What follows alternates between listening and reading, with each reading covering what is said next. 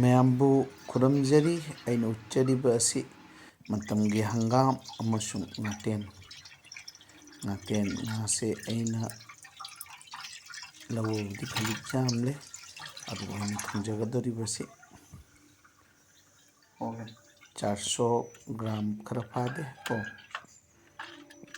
350 ग्राम स्वादे ग्राम 450 खजिक खेले नातेन से थोंजगे आइना सुमाय तौदना फजना सेमजरगा मरी मिक्सिंग तौरे। मरी मिक्स तौरबगी मतुंगदा आइना मचूगा हापगा फजना तोछलगा आइना सुमाय तौरगा मैरिनेशन तौरी मतुंगदा आई फ्राई तौजरी। असुंदर हंगाम से जामना नौबा इंखोलदगी हेक्चबा हंगामनी। अदुना हंगाम से अइना सुमायना खुदसिना असुम सेमजरे। असिदा अइना तिलौं मपुम अचौबा अनिगा मखाय अमगा मखाय हाइबा तारे। अदो तिलौसे अइना सुमाय तौ लौजरी, तिलौसे सुमाय तौना सेमजरे। अदुगा आलू अमखक आलू अमसिसु अइना सुमाय तौना सेमना रेडी तौना थमजरगनी। तिलौसे असुमाय तौ सेमजरे। आलू सिसु सुमाय तौना सेमलगा थम्मे।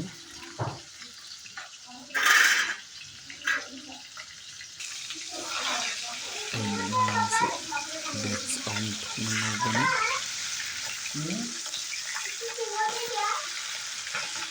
सुमाय तौदना अइना से अहानबा बैच नौबा लोइजरे।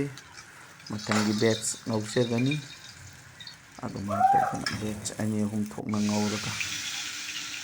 ngौरबगी मतुंगदा अइना से नौबा लोइबगी मतुंगदा आलू से हाना फ्राई तौजरे। आलू से हाइरप फ्राई तौरगा खरा हाइरप फ्राई तौरबगी मतुंगदा असिदा अइहाकना यारे हाइरपगी मतुंगदा अतै मयानसिंग हापनबगी मरोई नचिंबा हापनबगी होनाजगनी।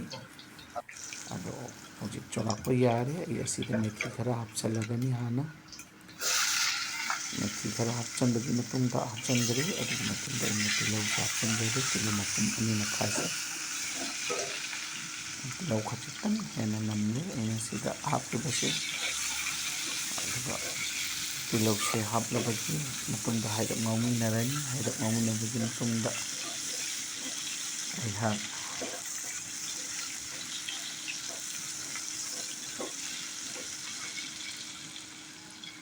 हाइरप ngौमिनबगी मतुंगदा अइहाक असिदा मोरोक अमखक हापचनजरी। मोरोक से मसिंगानी खरा अचौबा मसिंगा हाइबा तारे अमखक्तंग अइना हापचनजरी। अदगी मचू मोरोक असुबा याइंगन असुबा अमसुंग करी हाइनी जीरा पाउडर अहुम से इसिंग हापगा फजना हाइरप नैसलगा अदुगा अइना हापचनजरे। हाइरप ngौमिननी हौजी ngौमिनबगी मतुंगदा अइ हंगाम से हापचलगा हंगाम से ngौमिनरगनी। जिगा तेंगोतसिदा अगी मरोई पाउडर सिंग पाउबा इसिंग अदो अमुक इसिंग खरा हापलगा तेंसले फजना तेंसनजरे सुमना। हौजिक महावगी मतुंगना अइ थुम हापचरे।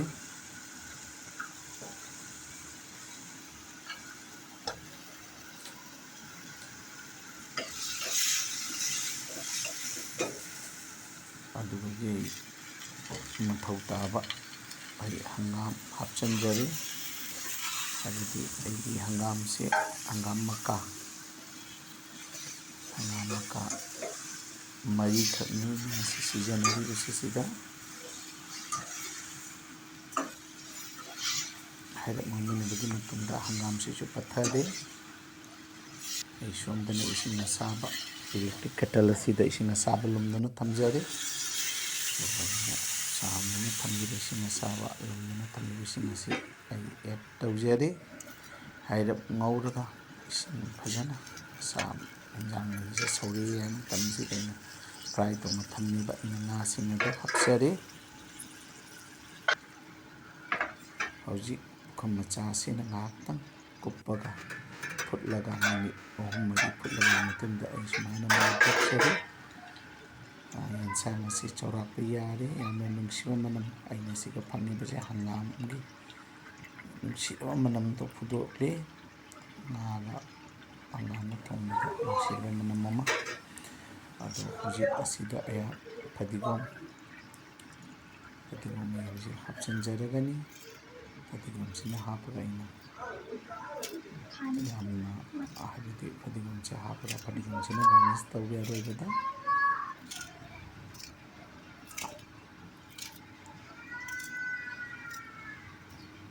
ꯑꯃꯁꯨꯡ ꯑꯩꯒꯤ ꯐ꯭ꯂꯦꯝ ꯑꯁꯤ ꯃꯨꯊꯠꯂꯦ꯫